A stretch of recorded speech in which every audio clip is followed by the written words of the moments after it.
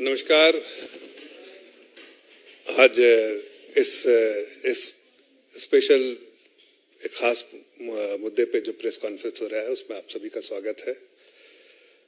और ये जो प्रेस कॉन्फ्रेंस है वो प्रेस कॉन्फ्रेंस देश की जो बुलेट की तरह रफ्तार से जो अर्थव्यवस्था चल रही है उस अर्थव्यवस्था के बारे में मैं चर्चा करने आया हूं। लोग कहते हैं ना, माना कि अंधेरा बहुत घना है, लेकिन किसने दिया जलाने के लिए मना है।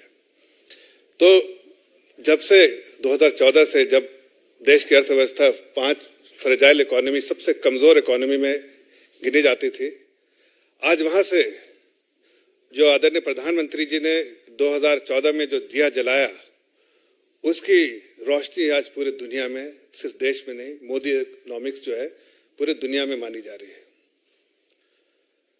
और इसी के बारे में मैं चर्चा करने आया हूं कि 2014 से आज देखिए तो देश की अर्थव्यवस्था बहुत तेजी से चल रही है। पहले अर्थव्यवस्था मजबूत किया, जो फ्रेजाइल से, कमजोर से जो मजबूत करने और मजबूत से तेज पटरी पे दौड़ाने का काम आज आदरणीय प्रधानमंत्री जी के नेतृत्व में हो रहा है। दुनिया की कई ऐसी ऑर्गेनाइजेशन है जो देश की अर्थव्यवस्था को जिस अंदाज से देखना चाहिए था नहीं देख पाए थे, चाहे वो IMF हो या कुछ और ऐसी संस्था थी।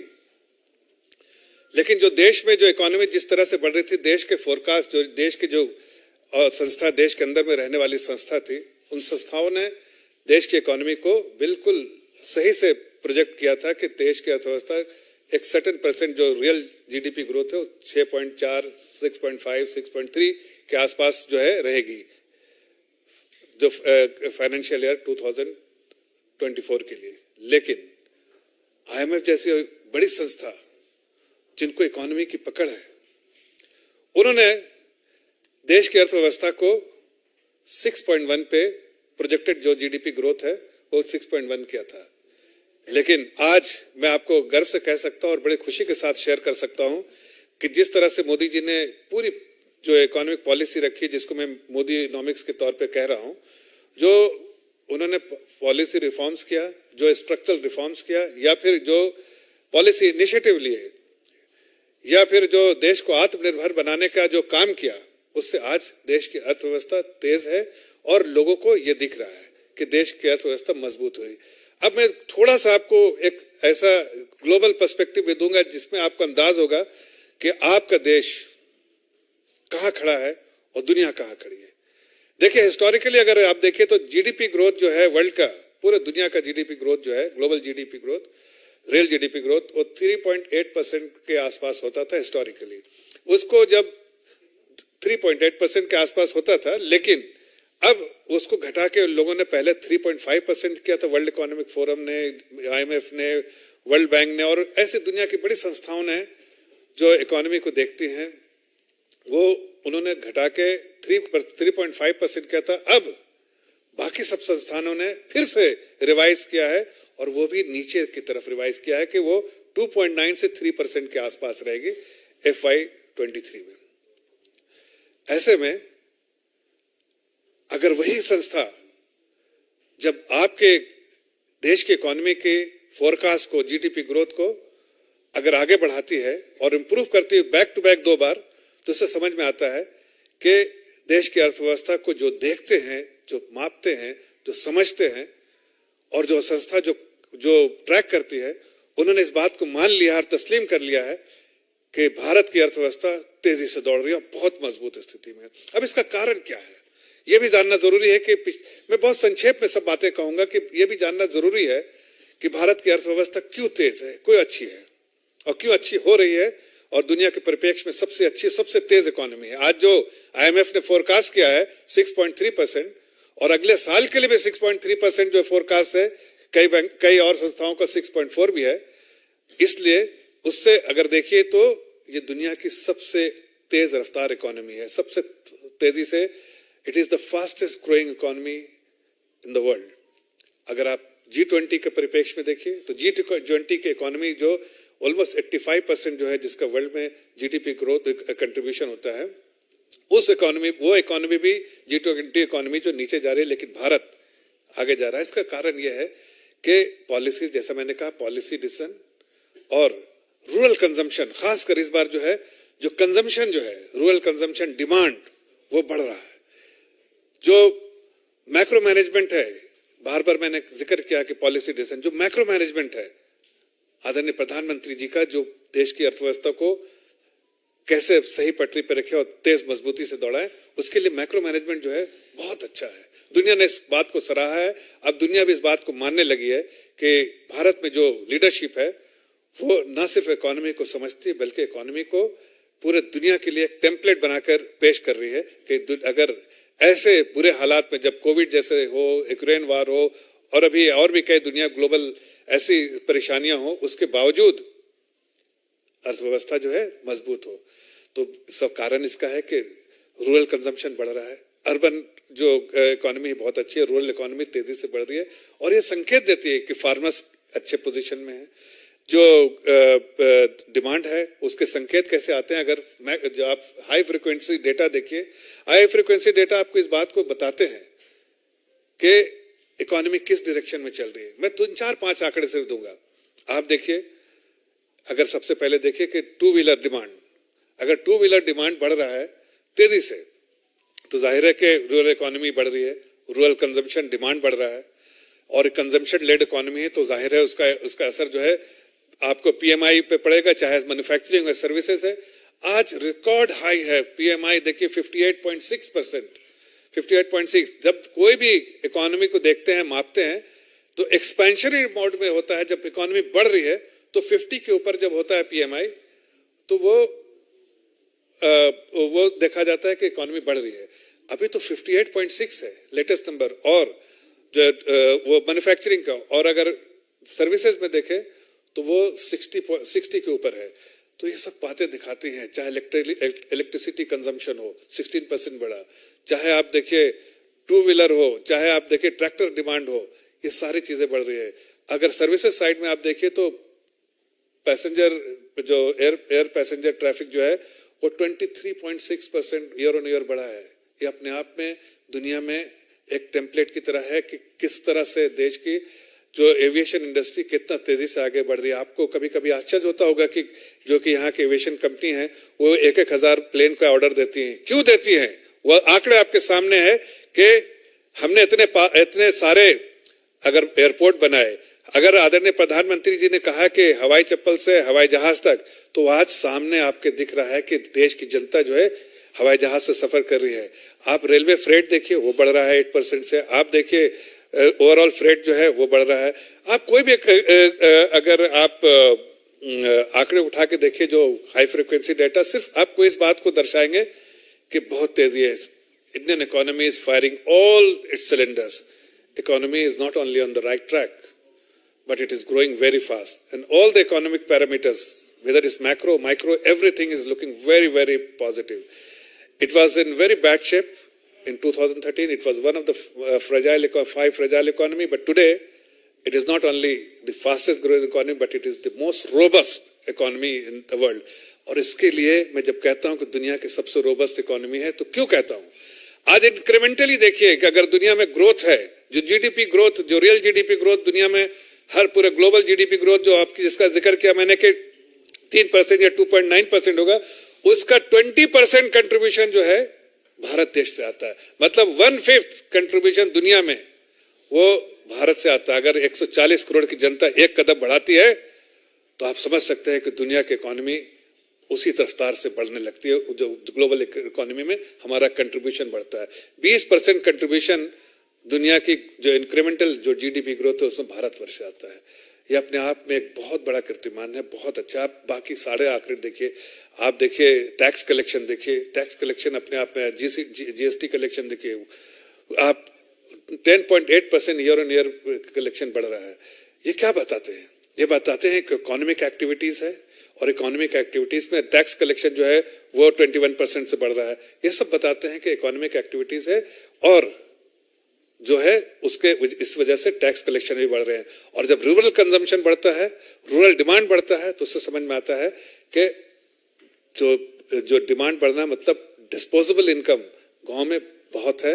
अब पैसा लोगों के हाथ में है और जो गैप्स थे उसको भी आदरणीय प्रधानमंत्री जी ने एड्रेस किया है, चाहे वो मनरेगा से रिलेटेड हो, चाहे फार्मर्स के इश्यूज से रिलेटेड हो, हर गैप्स को एड्रेस किया। इसलिए आज मैं कह सकता हूं बिल्कुल साफ लफ्जों में कि आज हमारे किसान भाई बहुत मजबूत हैं, आज हमारे गांव में रहने वाले लोग बहुत अच्छा फील कर रहे हैं, इसलिए कि 24 घंटे इलेक्ट्रिसिटी आ रही है, पानी का कनेक्शन आ रहा है और उनकी जो भी और सुविधाएं जो चाहिए थी वो सब मिल रही हैं। और मनरेगा के लिए भी अगर किसी को जॉब की जरूरत होगी तो वो भी मनरेगा के लिए भी एलोकेशन जो है सरकार ने कर रखा है।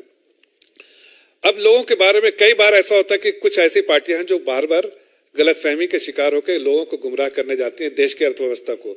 उनके मुंह पे तो बिल्कुल बार बार तमाचा पड़ रहा है, इसलिए कि ग्लोबल इकोनॉमी के परिप्रेक्ष्य में देखिए, इंडियन इकोनॉमी के परिप्रेक्ष्य में देखिए और दुनिया की रिपोर्ट देखिए। देश की रिपोर्ट नहीं, दुनिया की संस्थाएं जो रिपोर्ट दे रही हैं उनको देखने के बाद समझ में आता है कि सब लोग जो है मिसलीड करना चाहते हैं। हकीकत तो यह है कि जो दुनिया में जो महंगाई दर है वो बहुत हाई था, देश में भी महंगाई दर थोड़ी देर के लिए बढ़ा था, लेकिन अब जो है वो कम होता जा रहा है। डायरेक्शन बिल्कुल साफ है, 7.4 से अभी 6.8 और जो पूरे साल का जो है वो 5.6 5.7 के आसपास रहेगा। कोर इन्फ्लेशन जो देखते हैं कि माइनस जो फ्यूल और ये फूड, वो दोनों का अगर निकाल देते हैं तो हम देखते हैं कि 4.9% का ये बहुत स्टेबल है। जो खाने पीने की चीजें जो है बढ़ गई थी, दाम बढ़ा था, टोमेटो का प्राइस बहुत बढ़ा था, उसकी वजह से 1.4 परसेंटेज पॉइंट जो है इन्फ्लेशन बढ़ा था, लेकिन अब टोमेटो के प्राइस घट रहे हैं, अनियन और प्याज के थोड़ा सा मार्जिनली बढ़े हैं, इसलिए वो भी जैसे नए फसल आएगी वो भी नीचे होगा। और इन्फ्लेशन ओवरऑल जो है डायरेक्शन साफ है कि महंगाई दर घटती जाएगी और देश की जनता जो है और इस स्थिति में होगी कि वो ज्यादा से ज्यादा कंज्यूम करते, कंजम्पशन उनका बढ़ेगा और डिमांड बढ़ेगा और आगे आने दिनों में जीडीपी ग्रोथ भी बढ़ेगा। अगर आप खुशहाली के देखिए तो देखिए देश में खुशहाली की लहर है, खास कर पर कैपिटा इनकम भी बढ़ा है, साथ साथ जो एक आम नागरिक को जो सुविधाएं मिलनी चाहिए वो भी बढ़ा है और देश की अर्थव्यवस्था भी बढ़ी है, लेकिन कहीं किसी तरह का कॉम्प्रोमाइज नहीं किया गया है। इसलिए आज मैं आप लोगों के सामने इस खास विशेष जो IMF की रिपोर्ट आई थी उसको बेस बना के मैं आपको इंडियन इकोनॉमी जिस तरह से आदरणीय प्रधानमंत्री जी के नेतृत्व में जो पिछले 9 साल में 9.5 साल में मैनेज किया गया है, चाहे मैक्रो हो, सब तरह से जिस तरह से मैनेज किया गया, पॉलिसी लेवल डिसीजन जो है वो सब इस बात को दर्शाते हैं कि बहुत अच्छी और मजबूत स्थिति में देश की अर्थव्यवस्था है और आगे भी आने वाले दिनों के जो संकेत है, फोरकास्ट है, वो भी इस बात को दर्शाते हैं कि जितने high frequency data plus forecast जितने हैं उनके बेसिस पे वो आगे आने वाले दिनों में भी देश की अर्थव्यवस्था उतनी ही मजबूत रहेगी। हाँ, बाकी G20 इकोनॉमीज में कई ऐसे देश हैं, चाहे चाइना की, फॉर इंस्टेंस चाइना, उसका जो है 20 बेसिस पॉइंट से कम होने की संभावना है, जो उनका जीडीपी ग्रोथ जो है ग्लोबल फर्म्स ने उनको ऐसा कहा है कि 20 बेसिस पॉइंट से वो कम होगा।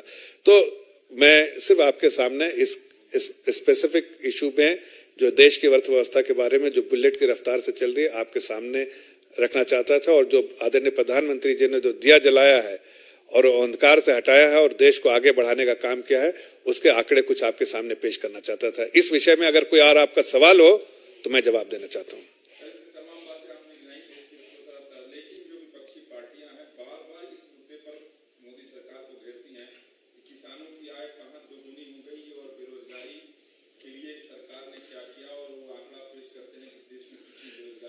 देखिए, उनको आप एक बात बताइए कि रूरल कंजम्पशन, अगर पैसा हाथ में ना हो, अगर हालात उनके बेहतर ना हो, खुशहाली ना हो, तो शायद ये रूरल कंजम्पशन बढ़ेगा नहीं।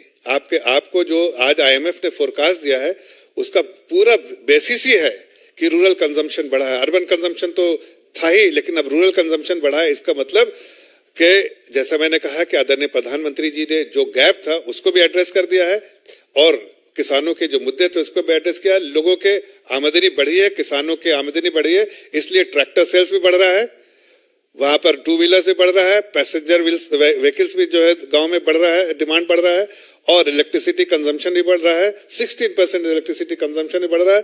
वहां के लोग जो है अब हवाई जहाज से सफर कर रहे हैं, वो भी बढ़ रहा है। और वहां के जो और जो रूरल इकोनॉमी से रिलेटेड जो डेटा है वो बहुत पॉजिटिव आ रहे हैं। इससे ये सारे चीज इस बात को संकेत देते हैं कि खुशहाली का माहौल है, तभी आदमी खरीदता है, चाहे गाड़ी हो, ट्रैक्टर हो, मोटरसाइकिल हो, उसी वक्त खरीदता है जब खुशहाली का माहौल हो या पैसे, डिस्पोजेबल इनकम आपके पास हो। इससे मैं आज ये जो मुद्दा है वो मैं सिर्फ आपके सामने पेश करने आया हूं इकोनॉमी से रिलेटेड, और मैं अपने आप को रिस्ट्रिक्ट करूंगा जो बिकॉज मैंने कहा कि जो IMF की रिपोर्ट आई है उस रिपोर्ट के परिप्रेक्ष्य में मैंने इसको पेश किया है आपके सामने।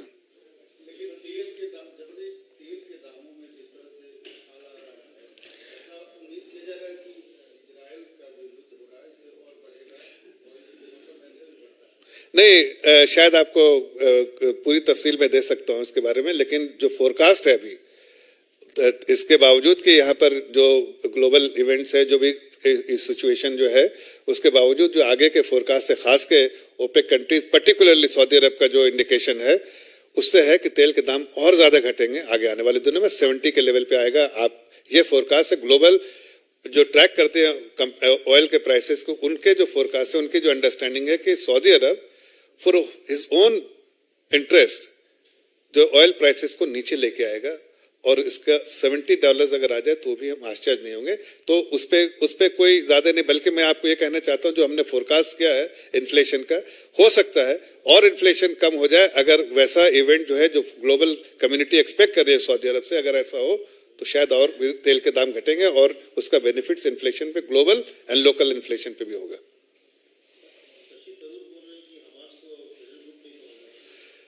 देखिए, मैंने कहा जैसे कि आज का ये अर्थव्यवस्था से रिलेटेड है, और देश की अर्थव्यवस्था जो आपको सबको गर्वान्वित करती है कि आज आप सब लोग जो आंकड़े मिले उससे अच्छा महसूस कर रहे होंगे।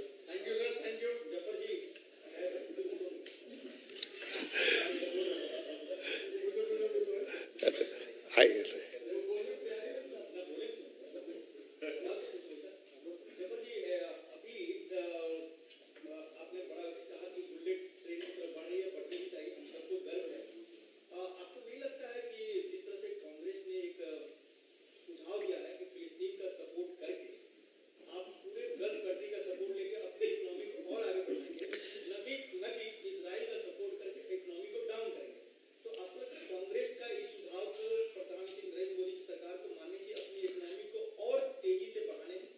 देखिए, कांग्रेस का इतिहास आप देख लीजिए, 5 जब सबसे कमजोर इकोनॉमी उनके ही समय में था। इससे ज्यादा मैं कुछ कहना नहीं चाहता हूं। आपको, आप समझदार है, समझ सकते हैं कि फ्रेजाइल इकोनॉमी उन्हीं के समय था। आप देश की अर्थव्यवस्था को फ्रेजाइल तो नहीं चाहते हैं, मजबूत इकोनॉमी है, दुनिया की सबसे fastest growing economy. India TV हर वक्त हर जगह डाउनलोड करने के लिए सर्च करें India TV news Google Play Store या ऐप स्टोर पर।